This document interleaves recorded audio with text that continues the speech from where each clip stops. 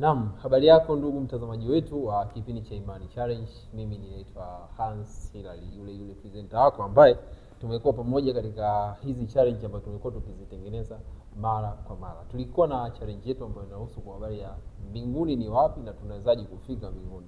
Lakini kwa msaada wa Mungu leo tumepata nafasi ya kuweza kukutana na mwalimu yule mwalimu wetu ambaye amekuwa tukitolea majibu mara kwa mara. Kwa hiyo leo pia tunayo nafasi ya kuweza kukutana naye ili kuona ni kwa namna gani ambavyo yeye anaweza kutolea ufafanuzi kuhusiana na kufika mbinguni na hapo mbinguni ni wapi. Lakini kabla ya kuendelea, tafadhali naomba usisahau kuweza kushare, subscribe, lakini kufollow katika page zetu. Kwa upande wangu mimi natumia jina la I am Hans katika Instagram _85, lakini Facebook ni Hans Hilary, TikTok ni I am Hans, YouTube ni Hans Hilary. Kwa hiyo kwa director wangu pia unaweza kumpata kwa page zake kwa jina la Innocent Mwinuka katika page zake zote, Instagram, Facebook pamoja na TikTok ni Innocent Mwinuka. So moja kwa moja bila kupoteza muda, acha twende tukapata majibu kutoka kwa mwalimu wetu kuhusiana na hichi ambacho tulikuwa tumekijadili hapo awali. Mwalimu, habari yako?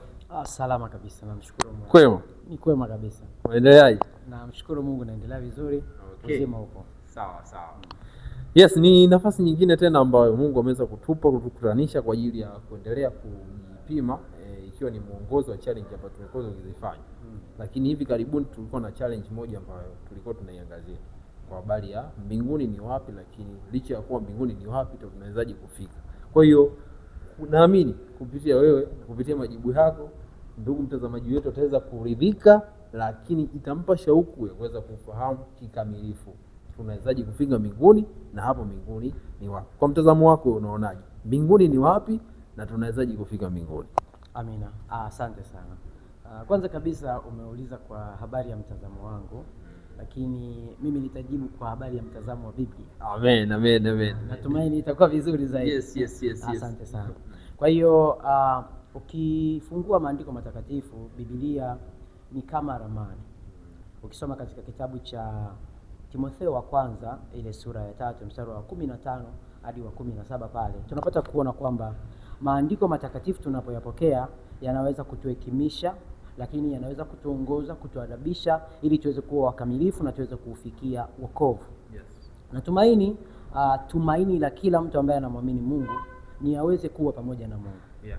Na pale alipo Mungu ni wapi? Mbinguni. Ni mbinguni. Amina.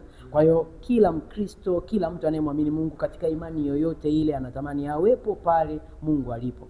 Na katika imani zote wanaweza kuita majina tofauti, lakini mwisho wa siku ni mbinguni, mahali Mungu alipo. Na swali lako linauliza mbinguni ni wapi? Kwa lugha nyepesi kabisa, mbinguni ni mahali ambapo Mungu yupo. Kwa hiyo ni wapi, kwa maana ya kwamba ni wapi, inabidi tuweze kurudi katika maandiko, kwa sababu kwa bahati nzuri Mungu hajajificha ambapo yupo, kwa maana ya kwamba hataki tumkute. Hapana, isipokuwa amepaficha kwa mahali alipo, kwa maana ya kwamba wale watakaokusudia, wale ambao watakuwa na shauku, wanaweza kupafichua ili kuweza kumpata. Biblia inasema mtafuteni Bwana maadamu anapatikana, lakini Biblia inasema Mungu ni Mungu wa kujificha. Kwa hiyo mbinguni ni mahali Mungu alipo, lakini pamefichwa. Kwa hiyo ili tuweze kupafichua na kupata kufahamu ni tunafikaje hapo, inabidi tuweze kufungua kitabu ambacho Mungu ameweza kupaficha hapo kupitia Biblia.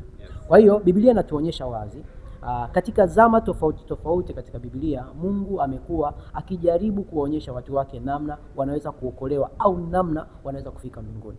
Hata leo sisi tunafahamu ili tuweze kuokolewa, mahali pekee tunaweza kusimama kwa ujasiri kwamba tumeokolewa ni mbinguni.